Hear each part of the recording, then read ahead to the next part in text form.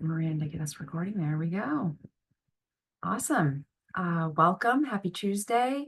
Hope everyone is enjoying your summer. I still cannot believe that it's going to be August in 2 days. I honestly don't know where 2024 is going. I hope that you are all getting out there and enjoying some of the beautiful weather that we've been having before it's snowing again.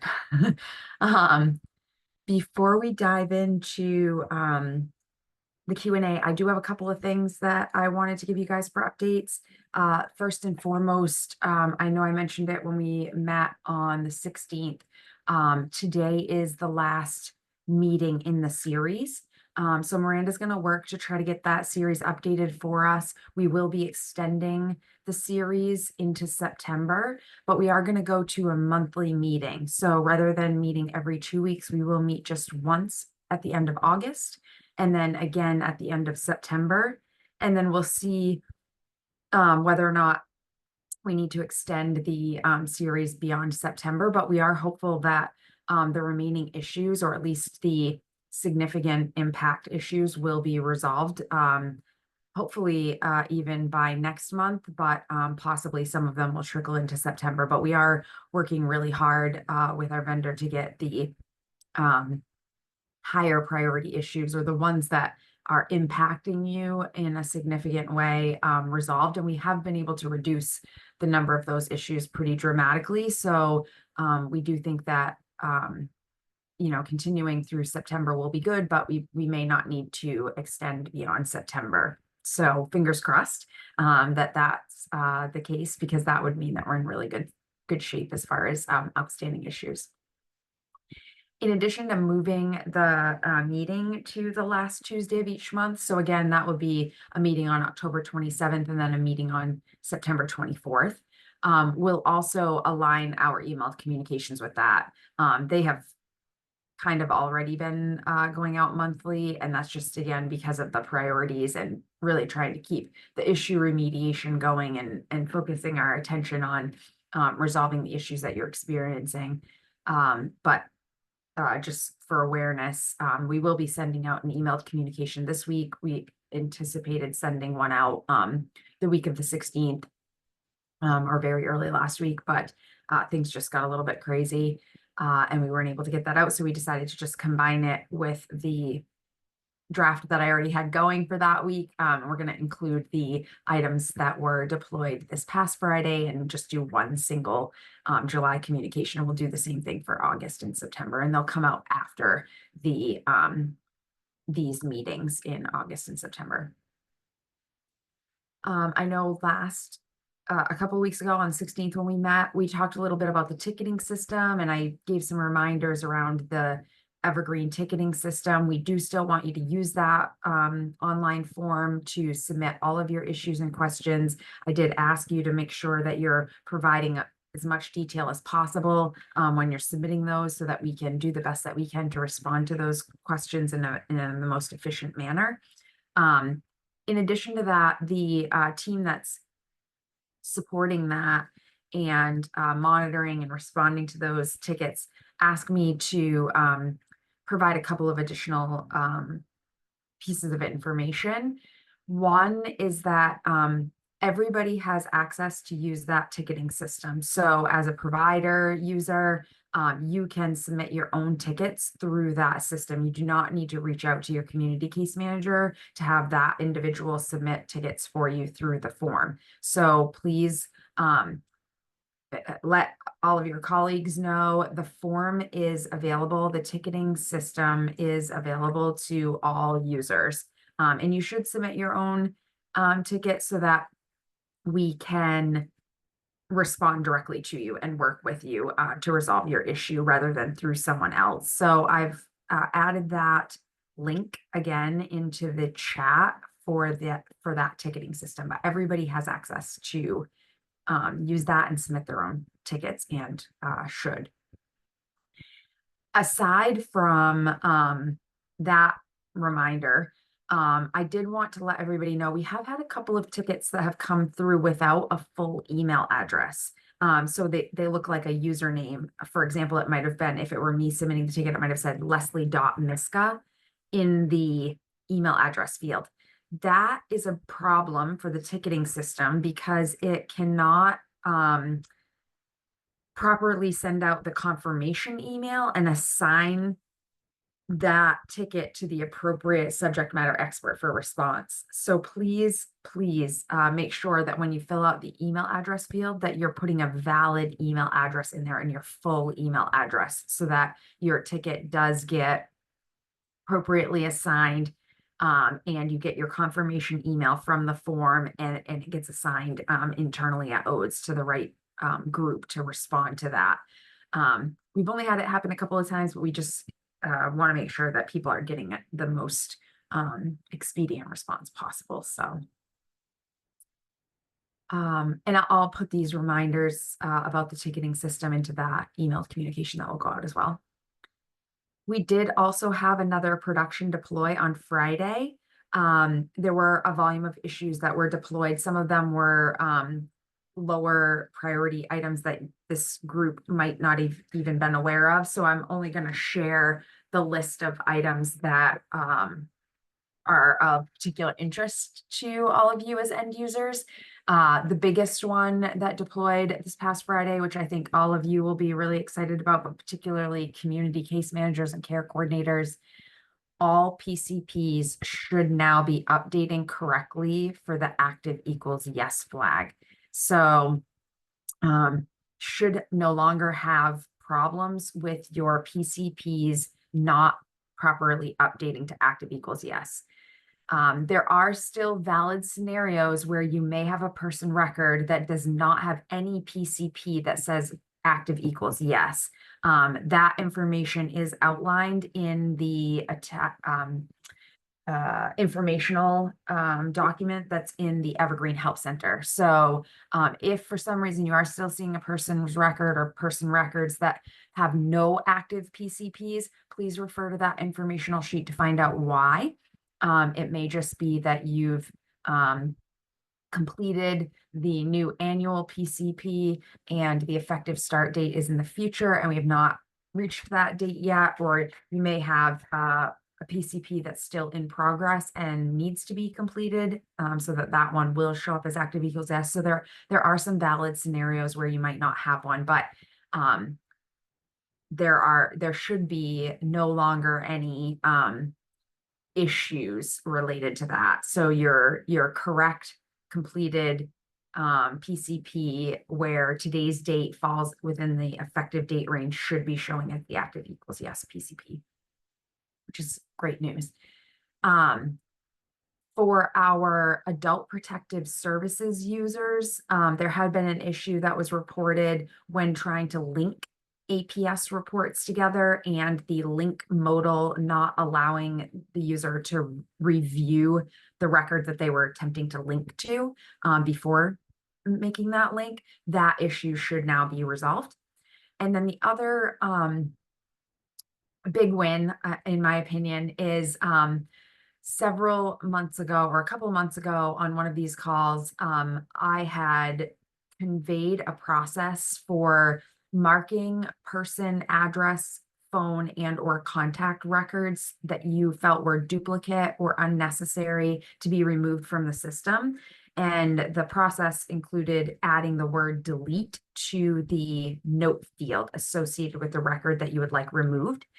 And we'd received a couple of reports that you weren't able to do that on all of those records. So some records were allowing it, but not all records.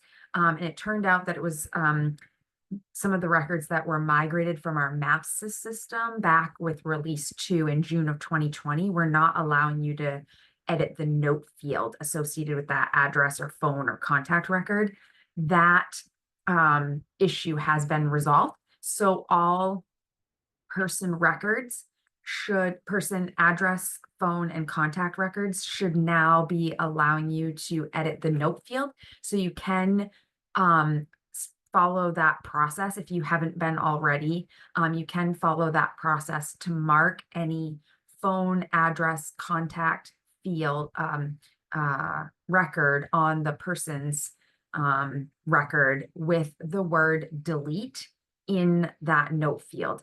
My team will start monitoring that more closely now that this issue has been resolved. We'll start pulling some data related to that and going ahead and hard deleting those records that you've asked to be deleted from the system over the course of the remainder of the year. So there's no urgency around this, but as time permits, you can go in there and mark those records with the word delete, and we will be sure to start running that on some regular cadence and doing that manual cleanup for you. The other reminder that I wanted to give everybody is around the comprehensive assessment. So for community case managers, state case managers, care coordinators, those of you that, sorry, not care coordinators, you guys wouldn't use the comprehensive assessment, but anybody on the DD side that would be using the comprehensive assessment and creating those comprehensive assessments,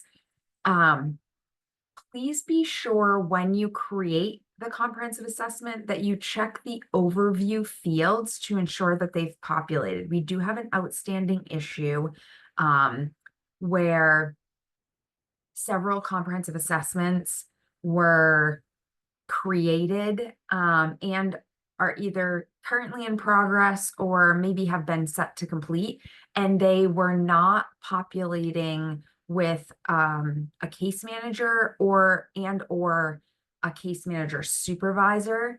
And the challenge there is that if you try to revise that comprehensive assessment moving forward, I think it won't allow you to set it to complete, or it will cause some problems for you trying to complete a revised version of that comprehensive assessment, or possibly even setting that one to complete, although I think you can complete it without it. But anyhow, what I would like to recommend is that if you have the ability to create a comprehensive assessment, that when you create it, you check to ensure that all of the overview fields are populated with data. And if you're not seeing a case manager display there, and or if the case manager displays, but you're not seeing a supervisor, I would recommend not filling out the comprehensive assessment, setting that to closed, and reaching out to your community case management liaison or through the ticketing system directly to request assistance with making sure that the case manager assignment is added and is active before trying to create the comprehensive assessment again, so that those fields populate with that data, and you can then fill out the comprehensive assessment and set it to complete so that it will work properly when you try to revise it moving forward. I think those were the only informational updates that I wanted to provide today. So I will jump over. I do see we have some questions in the Q&A, and I'll start trying to respond to the questions in the Q&A. Please, again, as always, if you have questions, locate your Q&A icon on your Zoom menu and open that up, and you can send your questions through, and I'll try to respond to those. So the first question is about an issue that people are encountering with everyone in the agency seeing all the notifications, and a question about whether that has been fixed or not. So, John, I'm not sure exactly which notification you might be referring to here. Some notifications are what I'll refer to as group notifications, and they do send to all individuals with a specific role. So, for example, like prior authorization being approved, that would be considered a group notification where everyone in your organization that has the provider authorization role would see that that provider authorization has been approved. Some notifications are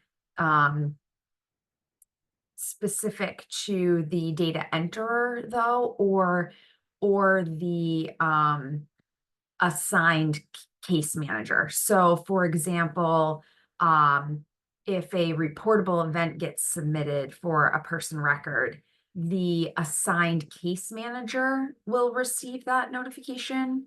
And if you as a if you were the data enterer for that reportable event and you created that reportable event and you didn't set it to complete within 24 hours, you as the data enterer would be the only one to receive a daily reminder that you have that in progress reportable event.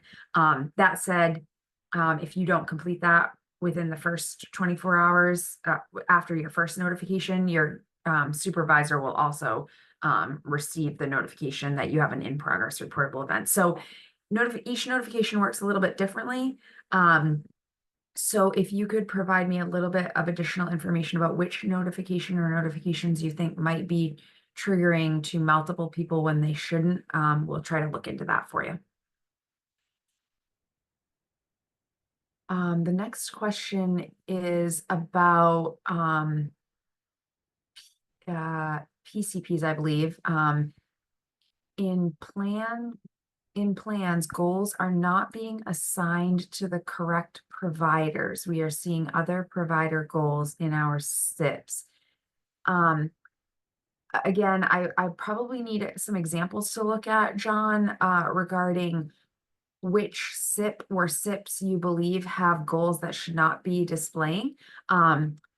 When you're my guess is that when the person's assigned case manager or care coordinator is creating the PCP, they may be linking all services to that goal or multiple services to that goal, and that's why you're seeing those goals in your service implementation plan. So the only goal or goals that should show up in your service implementation plan are the ones in which the assigned case manager or care coordinator has linked the service that you're filling your SIP out for to. So you should only see goals where the community case manager or care coordinator has specifically linked your service to that goal or goals. So if you think there are some that this is not occurring for, please definitely submit an issue through the ticket tracking system with the person ID, the PCP form ID, and the service implementation plan form that you think has the wrong goals and which goals you think should not be there. And we can certainly look into that further for you. The next comment is around state review, and it says initially we had been told that the state review should take 10 days, and if it went past that, we could send an email to HCBS waiver requesting the review. I and many others have PCPs that have been waiting for state review for over a month. I've submitted tickets and heard nothing back. Is there a new timeline for when to expect state reviews? We may need to consider adjusting the 30 to 60 days from effective date for having the PCP meeting. If we now need to expect 4 to 6 weeks for reviews, then 10 business days for SIPs, and then another 4 or so weeks for PA. For the plans for which I am currently waiting for state reviews, the effective dates are just 1 to 2 weeks away. It seems unlikely that they will be authorized by the effective dates. So Cynthia, I can say that the resource coordination team is prioritizing the state reviews and the prior authorization review and approval based on the PCP effective dates. So if you have some PCPs that have effective dates within the next week or two, I expect that those are close to the top of their list. I do know that there have been conversations happening internally to try to figure out how we can add resources and or support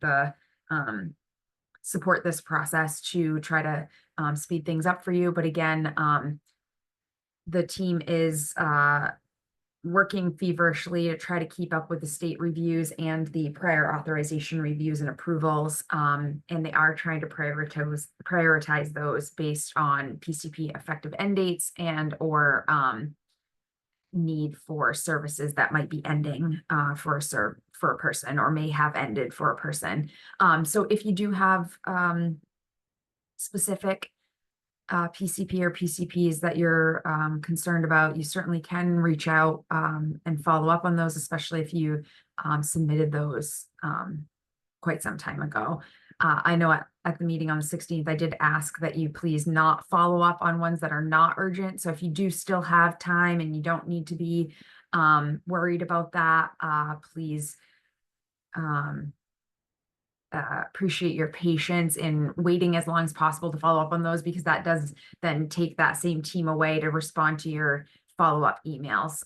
So really trying to keep them focused on being able to complete the state reviews and the prior authorization reviews. But if you do have some that are coming due and you're really concerned that you don't have enough time, you certainly can follow up and ask for a status on that.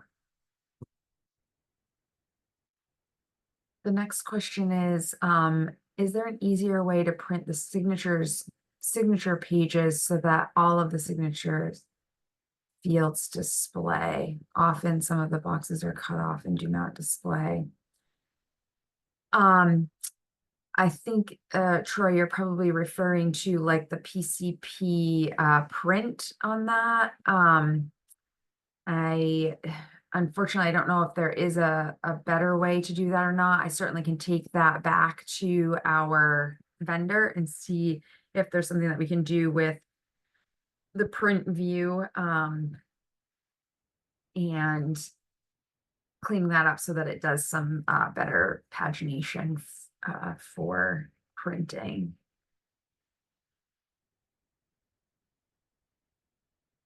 Mark that down. We'll try to follow up on that for you. The next question, the next comment is, we have 3 case managers who are working on waiver applications and are not able to attach the cost estimate. The drop down in the attachment box is showing as no option available and not allowing the attachment. Is there a workaround? Yeah, so we still have several issues with attachments. Unfortunately, our vendor is working through the resolution of those right now. But if there are forms, especially, I know there is a known issue with the application. If you are unable to upload your attachments, please, Donna, are we asking them to submit through the ticketing system or directly to HCBS? Send the cost estimate to HCBS. You can send the email high importance and we will attach and let you know when it's done. Thank you, Donna.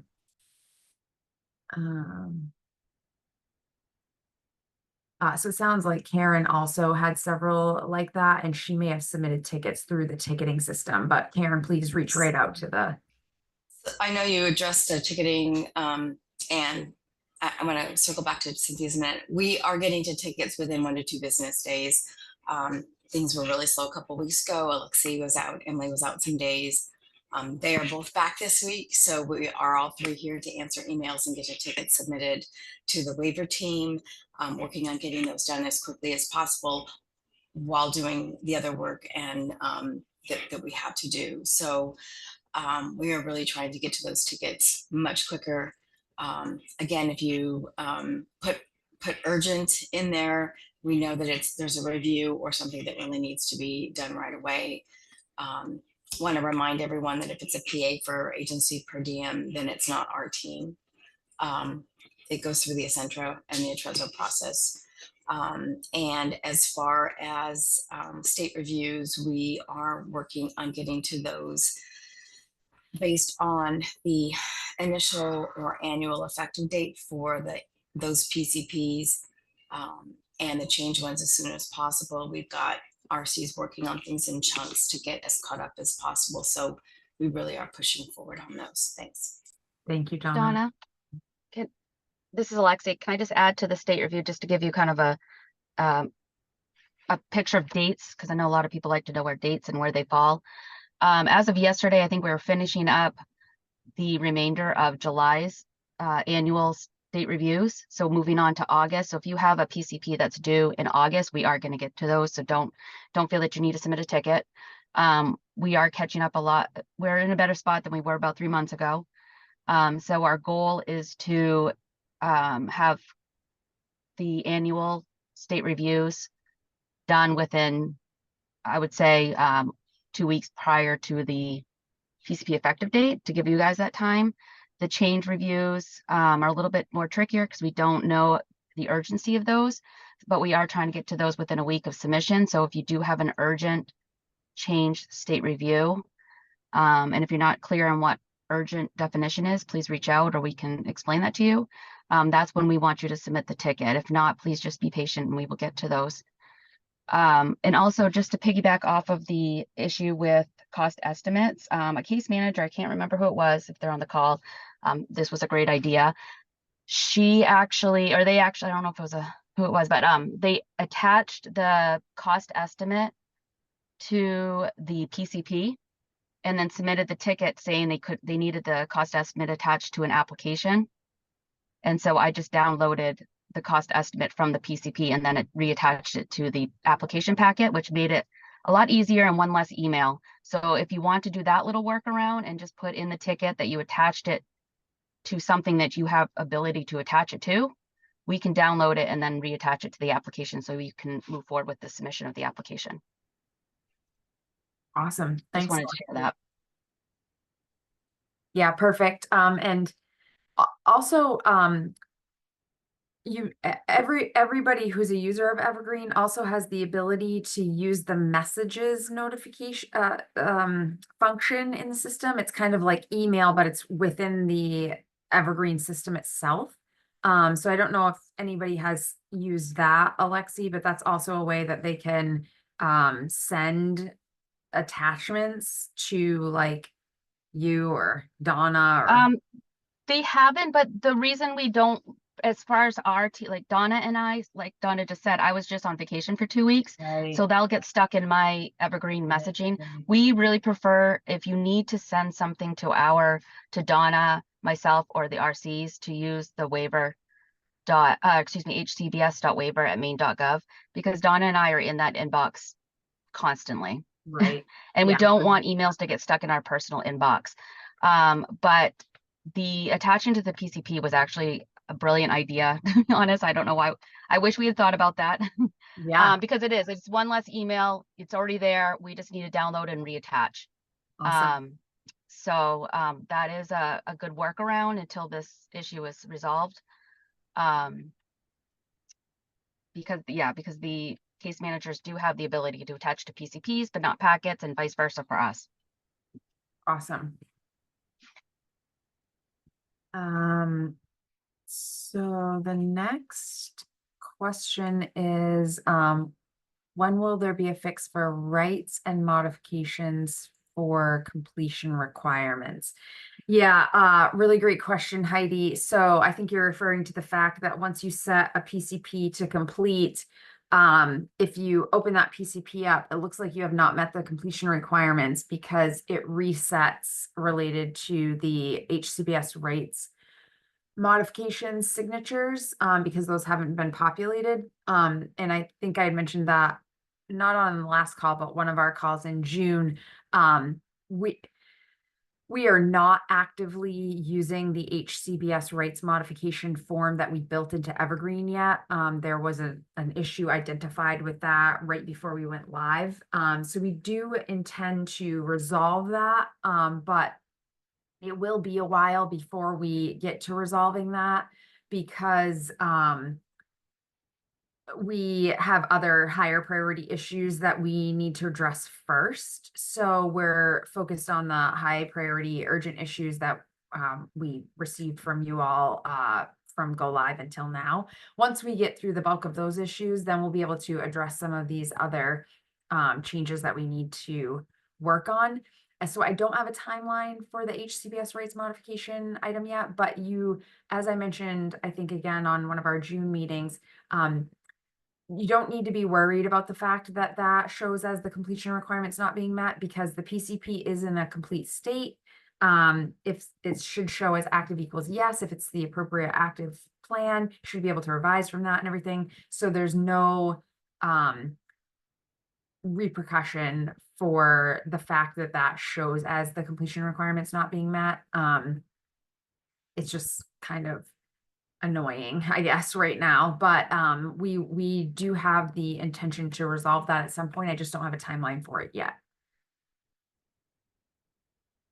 The next question or comment is, some of the case managers are still having many signature pages that are not needed and they can't delete them. Should they send a ticket?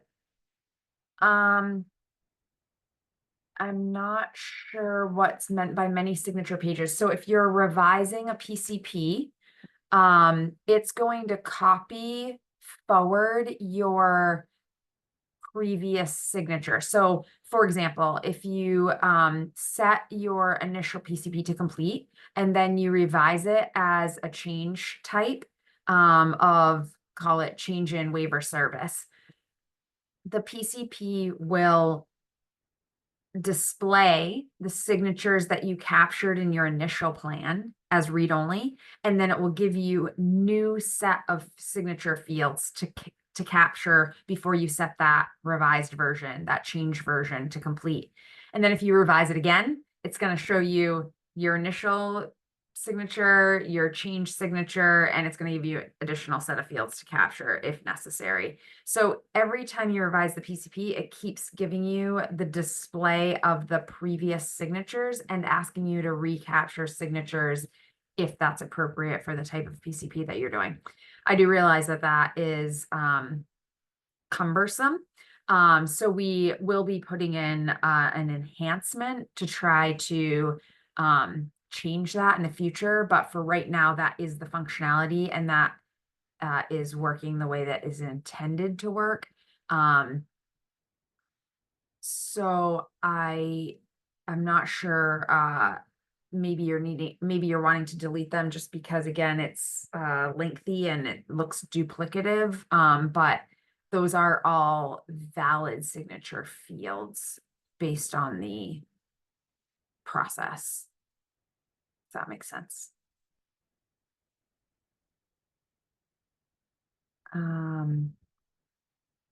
There's a question. What about state case managers? Those names were not populating into the comprehensive assessment and community resource coordinators. Yeah, great question, Bonnie. There is an enhancement in for state case manager to populate appropriately on the comprehensive assessment. I think that's I'll follow up. I don't know if that was supposed to have been fixed. I think it may be in I think the vendor may be working to fix that right now, Bonnie. So I think assigned state case managers may still not be populating on comp assesses right now. The next question is, when there is a change in a case manager and the previous agency did not complete the comprehensive assessment properly, the new case manager can't create a new one because the comp assess in there says there is already one, complete the requirements. Case manager is not able to do it because it was not created by them. Should a ticket be sent to delete the assessment? Yeah, Heidi, if you're seeing a comprehensive assessment that's completed by someone outside of your organization and it's preventing you from creating and capturing a new comprehensive assessment, please submit a ticket for that and we can set that comprehensive assessment to closed for you so that you can create the new one appropriately. Regarding notifications, I think this is a follow-up from John regarding the notifications. Coordinators are receiving notifications for service implementation plans that are open for revisions, invitations for individuals they do not serve but are served by the agency. I guess I would still ask John that you submit through the ticketing system the specific user or users who are receiving those notifications and the notification text so that we can look into that, because My guess is that those coordinators also have the PCP data entry role, and that's why they're receiving them. That again, it's just a guess. So if you could send me the specific user or users names, the username or names that are experiencing this, and some examples of the notification or notifications that you receive that you don't think you should be receiving. I'm guessing it's based on that user's access and how they've been set up in the system.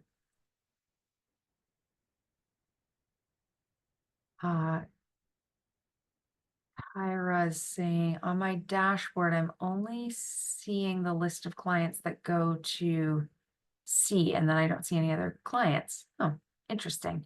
I will have to check and see. I thought this might be a tracked issue. So I think I thought that had been resolved. I was aware of that issue when we went live, but I thought it had been resolved. So I'll look into that and see if we can't get that resolved if it hasn't been already. Suzanne says, I have come across an issue with the PCP. I have opened up a PCP for annual. However, the client requested additional services before the annual effective date. I am unable to open two PCPs at the same time. Yeah, that isn't a known issue, Suzanne.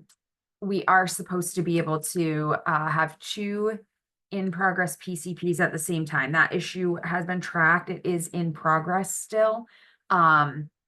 So I'm not sure. I don't know if you know Lisa or if Udea's on the call. I'm not sure what we've been providing for guidance around this issue, whether they can create like an initial or if they can reach out directly to Emily. I don't know if you know Emily, how we've been handling that. Angela? Angela. Yeah, I seem to recall that what we had said before, and I know this was a, kind of a cumbersome workaround, but if it's absolutely necessary to change the services before the annual effective date, close the annual that you're working on, revise the one you can for the change, and then start over with the annual. Yeah, thank you. But that is a known issue that we do have raised up as a very high priority, Suzanne. So we will try to get that resolved just as quickly as possible.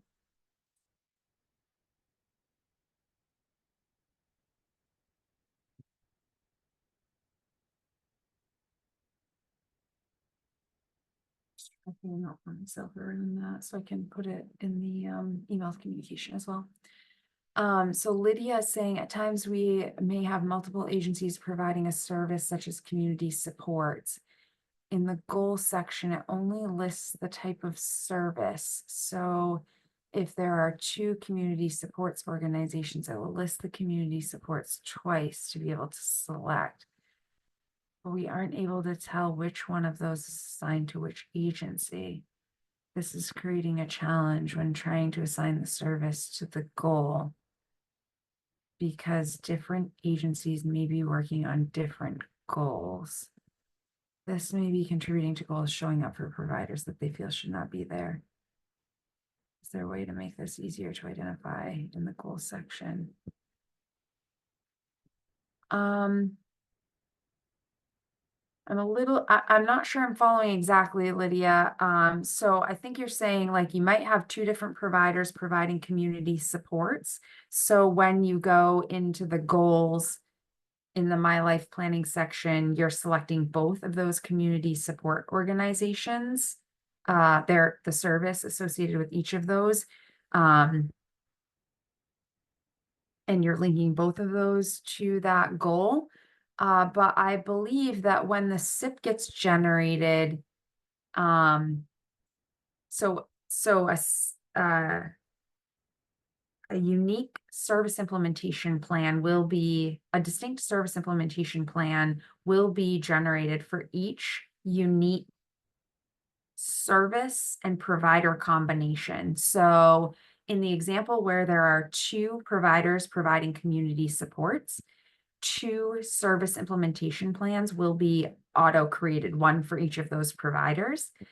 And I believe that the service implementation plan would only show that goal that community support service, their community support service has been linked to. So it should not be duplicating that in the service implementation plan. It should only be showing them one linked goal.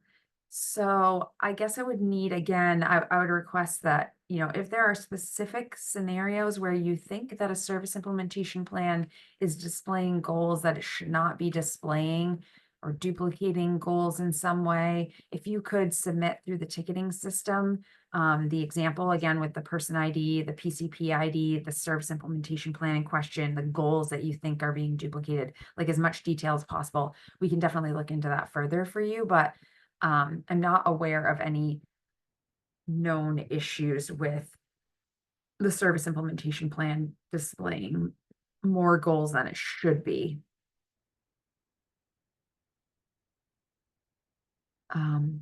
Shirley is commenting on or questioning in reportable events. What role do you need to be assigned that allows you to have the report to let you know if there's anything outstanding? I'm a data enterer for those reports, and if you miss completing the report, you don't see the notification unless you are going back into that person record. I believe Shirley, as a reportable events role, like if you have the reportable events role, which I'm guessing you do if you're a data enterer for reportable events, then you should have the all reportable events query. So on your top persistent white navigation, you should go to queries. And when you get into the queries area, in the upper right-hand corner, there may be a little filter icon for you. Looks like an upside down pyramid, or we sometimes refer to it as the hamburger. And if you click on that, you should see a query called all reportable events. And then when you pull that up, you should be able to filter and run that query to see just the reportable events that are in progress. And so it should show you all of the reportable events in progress for the location that you're logged in under. Suzanne indicates when I complete a 90-day review, when I complete a 90 review goals, I push it through the process of state review, pending provider selection and completion. My provider is getting a notification for a service implementation plan for the 90-day review of goals. Should I just let them know a SIP is not required? Okay, so again, I'm a little bit confused. So hopefully what you're doing, Suzanne, is when you do your 90-day review for the PCP, you're going to your active PCP, you're doing a revision, you're selecting change type, and you're choosing 90-day review.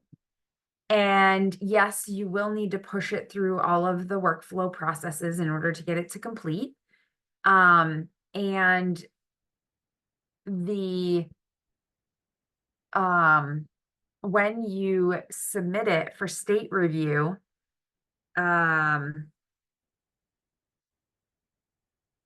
it should not be triggering a notification, because if you have not entered anything under the change in service section of the My Life Planning, then it should not trigger a notification to the resource coordination team. And if you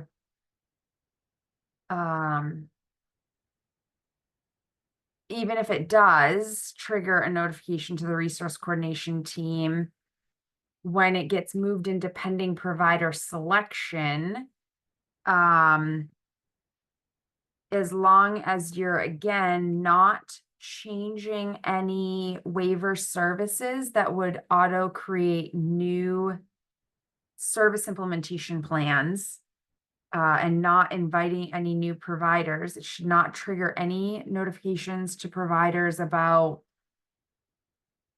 being invited to submit service implementation plans.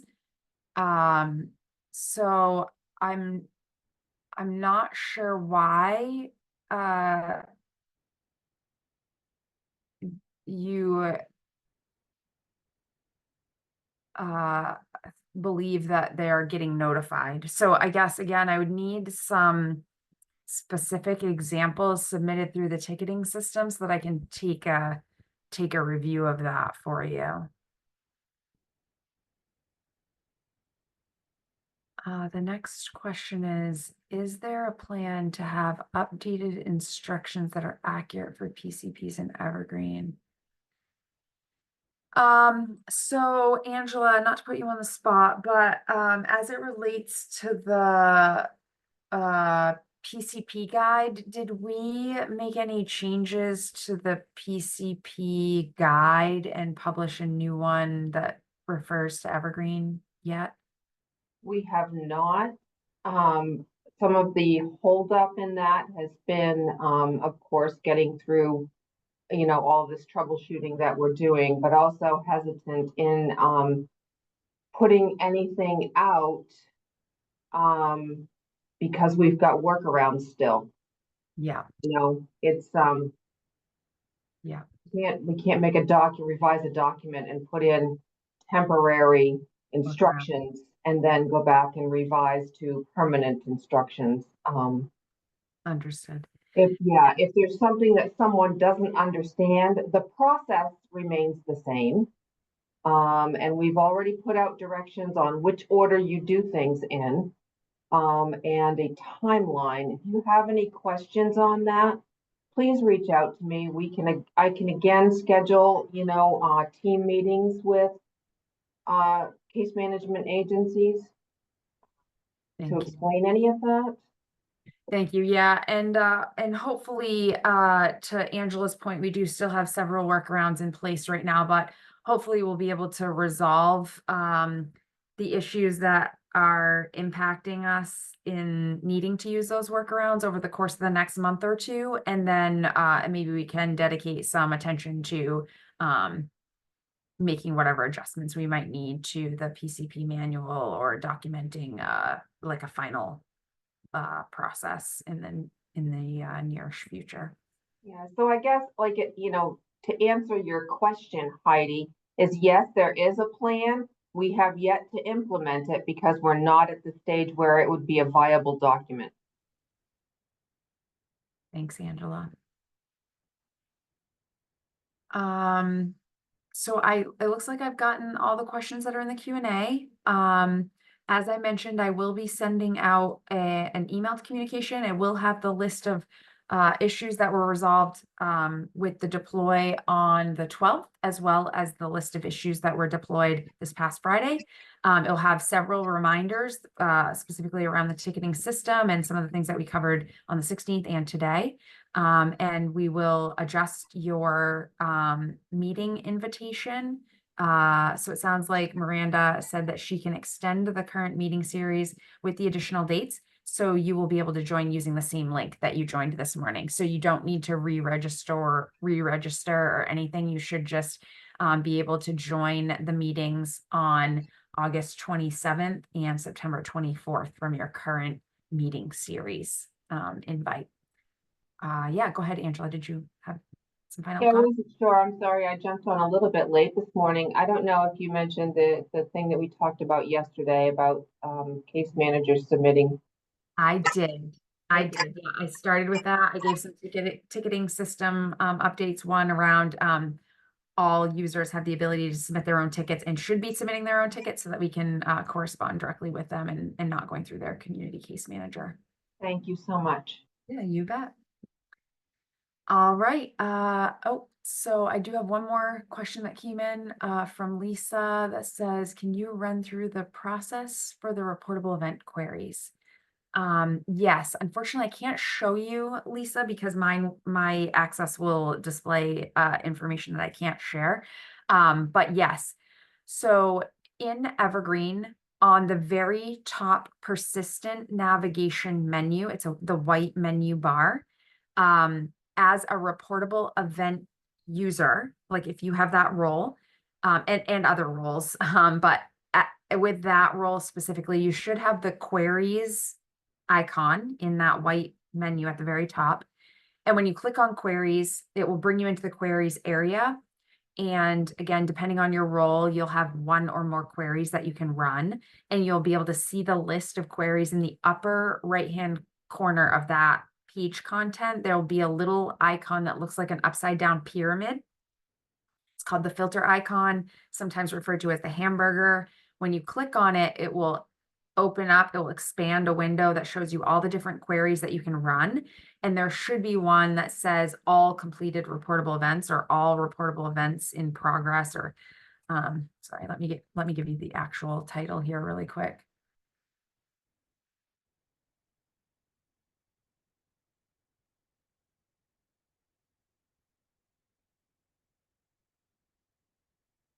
This might help if I use the right password.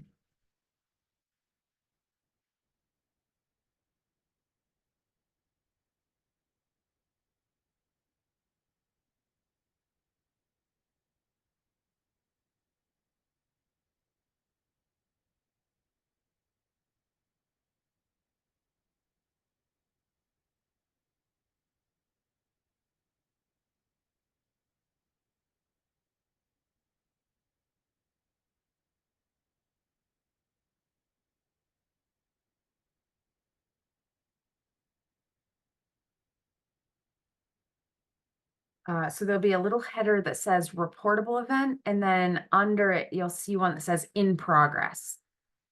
And so you'll click on in progress, and it will default to only showing you results for reportable events that you data entered yourself. But if you remove your name from that field, that created by field, and then you hit run query, it will return a list of all of the reportable events that are still in progress for the location that you're logged in under. So you should be able to see all of your locations in progress reportable events. If you delete your name, it defaults to your name. If you delete that and then hit run query. I can also put those instructions in the emailed communication for you as well, just so that you guys have those. You're very welcome. So with that, Suzanne is asking, is there a way for the CCM to run a reportable report for an individual client?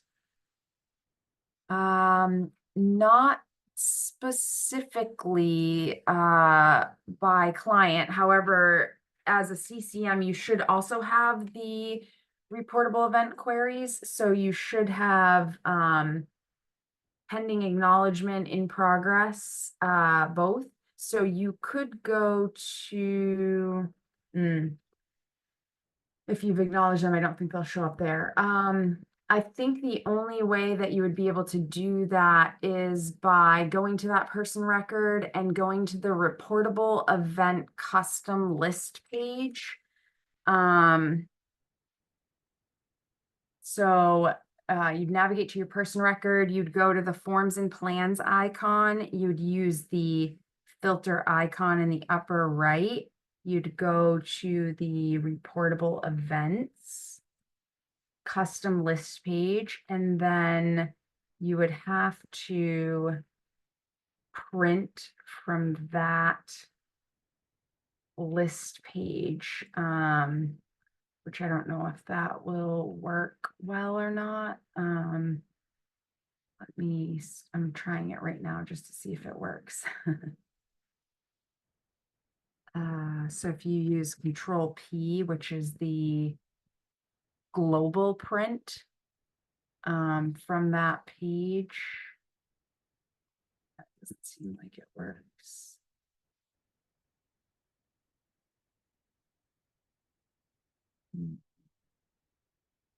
Don't know that there is, so I will take that question, Suzanne, and see if we can come up with a way for case managers to print reportable events for a specific person record.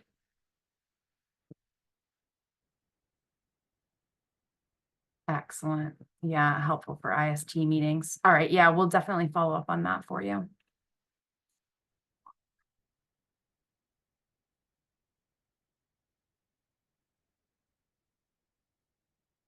Awesome. Again, everybody have a great rest of the day. Keep your eye out for the emailed communication with all this great information from the 16th and from today's meeting. And we'll look forward to seeing you again at the end of August on Tuesday, the 27th. And make sure that you get out and enjoy some of the summer before it's gone, because by the time we meet at the next meeting, it will be the end of the summer. And I'm sad about that. So definitely enjoy your summer, and please continue to use the ticketing system, and we will do our best to respond to things as efficiently as we can, and make sure that you're providing us as much detail as possible so that we can get to the root of the problems for you. Everybody have a great day.